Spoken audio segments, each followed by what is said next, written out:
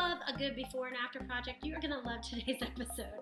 We are doing how to install a concrete paver over cracked concrete.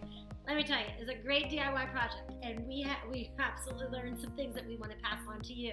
Before we get started, would you mind hitting that subscribe button so that you don't miss any of the episodes that we do, because we love to save more so we can do more and pass the information that we learned on to you. So let's get started. I like to refer to us as the poster child for this old house. So today, let me just give you the background so that you can see how we got up to needing to use concrete pavers to go over our cracked concrete. We started this project with a dump truck because we were going to move the door over to the center. It's an old duplex of which we were making into a single family. Once we moved the door, we removed a window and then we sided, and so it looked pretty, but we still had this slab that over the course of the 3 years that we kind of sat on this project, it kept cracking and moving. So the level, the cracks kept getting more severe. So our options were, one, that we could build a frame and put concrete into it. But knowing that that bottom was already shifting just a tad, we thought the probability of the concrete slab after we poured concrete over it also cracking was pretty great. So nix that idea. Second thing was to jackhammer out the concrete slab. Just mark that up as too big of a project that we were willing to take on. Neither one of us have ever worked with a jackhammer, so yeah, that was out. So thus left us with our third option, which was to frame up the back porch and to put concrete pavers over top of it.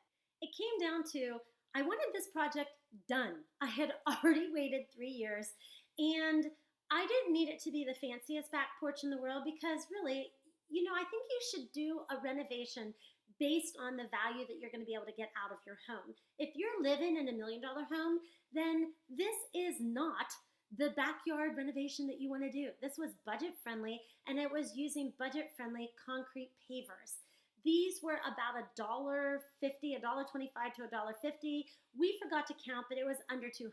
We needed like 145 or something like that. And also, it was going to need to blend into the existing sidewalk that we are not touching.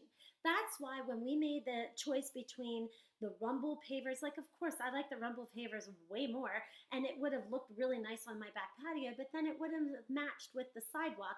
And the sidewalk's something that we're not touching. So we made the choice to do this concrete paver over some of the other more expensive pavers. We put about $200, $220 into the pavers that we bought.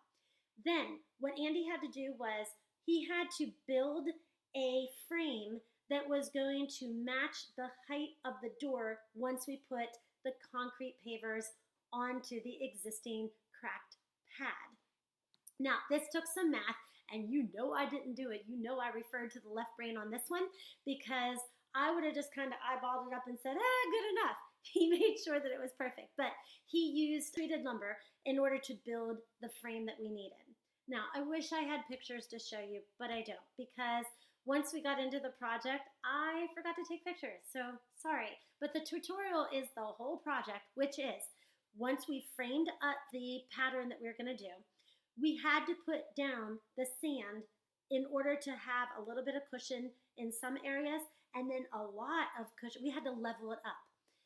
Leveling up something that was out 4 inches on one side and a 1/4 inch on the other side was not our finest moment when it comes to DIY projects. However, if you look at the final product, I think you'll agree that this was the right thing to do for a very crooked surface to begin with.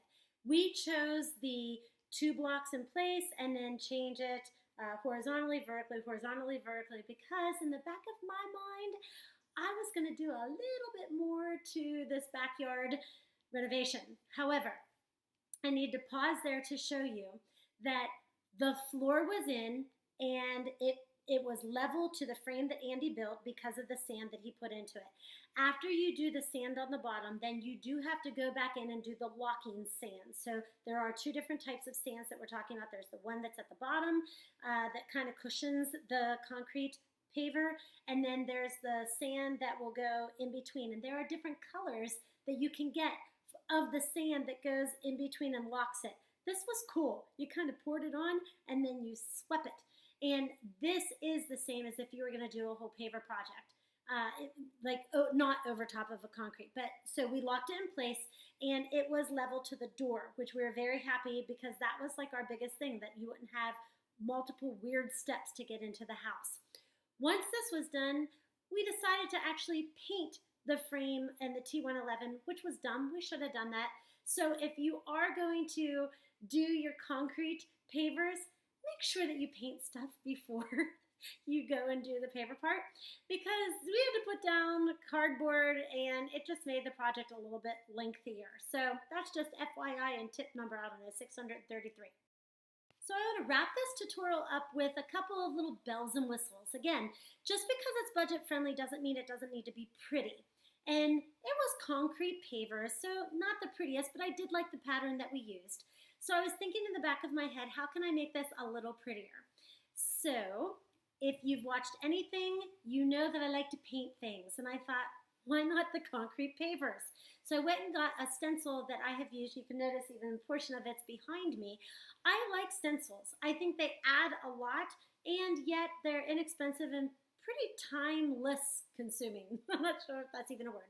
So I went and got my metallic paint that I love to use. I got the stencil that I use all over my home, and a stencil brush. The stencil brush that I use, because you're stenciling on cement, it does tend to wear the bristles out. So that's another tip for you. But I got that, and instead of using the whole stencil, I used the main center of it. I didn't use the top and the bottom of it, and I lined it up on the lines of the concrete pavers. It was very, very easy. I think I did 13 in a matter of like 30 minutes. I didn't time it after that.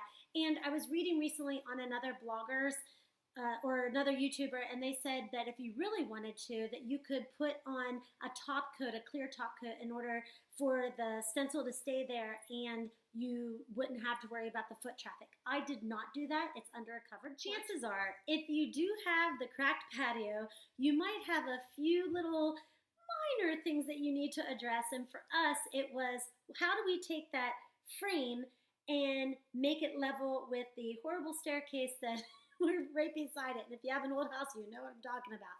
So Andy and I, this was totally Andy, I have to admit. He painted the 4x8 sheet of plywood. We put it on hinges and it goes down. Therefore, when you're sitting down, you don't fall to your death. And it kind of completes the whole, makes it all level. And voila, you've got a concrete paver tutorial. We did it ourselves, and it is a great DIY backyard makeover that you can do that's budget friendly. So if your back porch looks like this, but you'd like it to look like this, then using concrete pavers is definitely a solution that can go over a cracked cement or back patio that you have that you want it to be just a little prettier. If you want to add some bells and whistles to it, I strongly suggest stenciling those concrete blocks. They will come out prettier. You can use all different types of stencils, all different types of paint colors. The world, the sky is your limit. But right now, would you please do me a favor? If you like these projects and you like being able to have ideas, would you consider subscribing, or would you share this video to somebody else that you know is doing a home renovation? You can also click in the links below where we have the ultimate home improvement guide. We'd love to share it with you because we love doing home improvements and we love sharing our tips and tricks with you. If you have a comment, would you comment below of something that you would like to see us do? We pretty much in this old house have done every project that you can think of. Well, not everyone, but we've done a lot. And if there's one that you would like us to go into detail about, would you comment below and let us know? We hope to see you soon.